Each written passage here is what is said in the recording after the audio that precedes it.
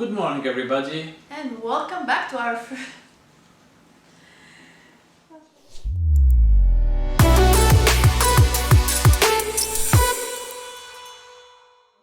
So, as usual, we have the quote of the day and life subjects, and today's subject is about feedbacks. okay. You know that usually companies ask for feedbacks, or if you have an experience as a customer, they look for feedbacks, but it's not enough. Sometimes you ask your manager for feedbacks, or your colleagues, or everything. So how important are the feedbacks, and how do you see it? Yeah. So I did work with a company once that did ask a survey from their customer, but they did ask them so they can grade them a good one, it's like a favor. And I said, this company. Like, can you make me a good comment, right? Can you Yeah, write a good comment? Can you write a good comment? And I said, that company don't understand nothing about the customer relation because it's not, you don't need that. You need to, and if you are doing something wrong, you need to understand it so you can serve better your customer. And about feedbacks, generally don't ask general feedbacks, because sometimes we are at the end of the project or the end of your service, there is mixed emotion, and it will be very general and you don't understand anything about it, and it will be like grading the whole experience. You need to ask them specific question that you value yourself. For example, To learn from it. to learn from it. Let's say that when you bring a service on the table, you want to be known as very good at time management. So let's say, for example, you want to be valued as good in time management. You are good with the people. You are good in communication. So when you ask them feedbacks, don't ask about everything. Ask them about specific things. Ask them, even though we did have that problem in time, how did you see it? I did handle that issue. Or, for example, about communication.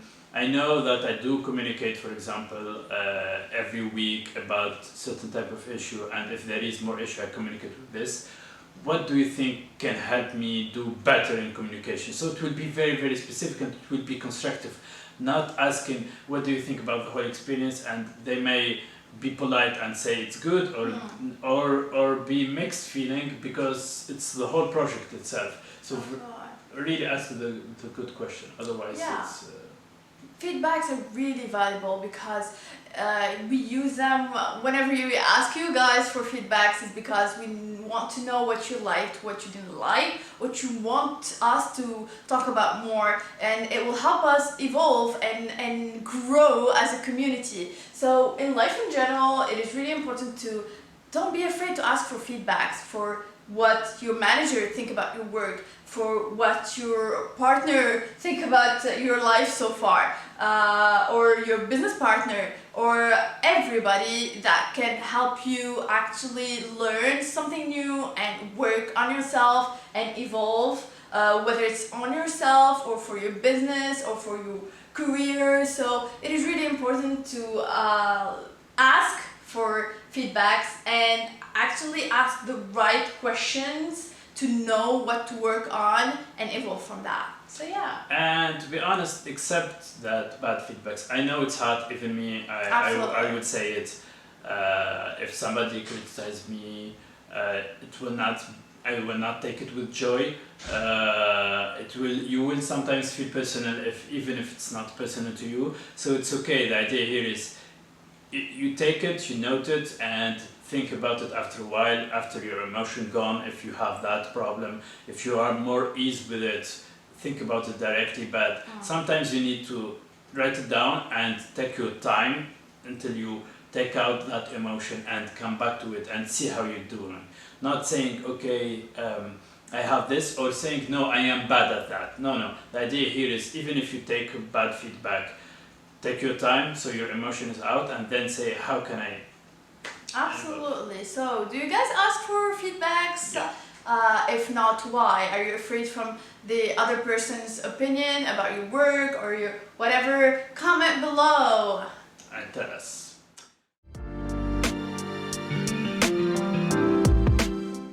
Moving on to section number 2, where we read inspiration quotes and discuss them to inspire each other. And today's quote is, they say that time changes things, but you actually have to change them yourself. I absolutely love this one. It's said by Andy Warhol. At one point in my life, I put it as a cover of my Facebook profile because I feel like when they tell you, give it time, time will heal things, time will change things.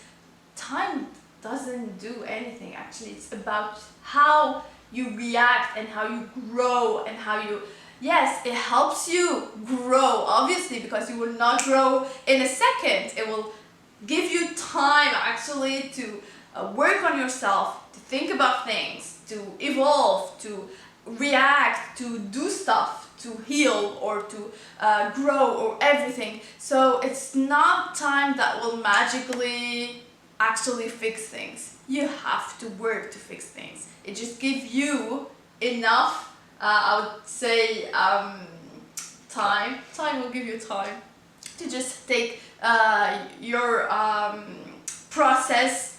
Actually, it will help you with the process, you know? That's all.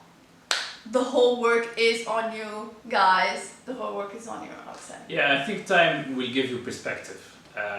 So for example, if you are angry about something and time will give you that perspective that it's not that important. That's why time technically say it help you, but it's only up to you to make it faster, to fix your problem faster, to try to resolve your issue, your emotion. So time will not actually give you perspective.